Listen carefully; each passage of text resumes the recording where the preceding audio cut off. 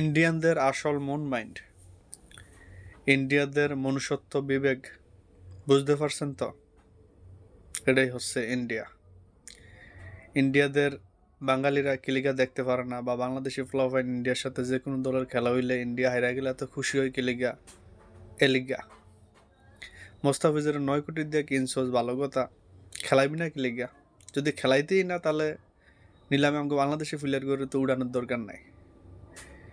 কথা ক্লিয়ার নেই। এখন কথা হচ্ছে বাংলাদেশের বিসিবি বোর্ডের উচিত করণীয় কি, সেটা হচ্ছে আমরা বাংলাদেশি কোনো প্লেয়ারদের আইপিএল খেলাবো না। ভারত আমাদের প্লেয়ারদের নিব তো দূরের কথা, আমরা দিব না খাল্লি পাল্লি। এবার অ্যাটিটিউড দেয় কবি যে আমরাই বাংলাদেশি কোনো প্লেয়ার আইপিএল খেলাবো না, আইপিএল বয়কট।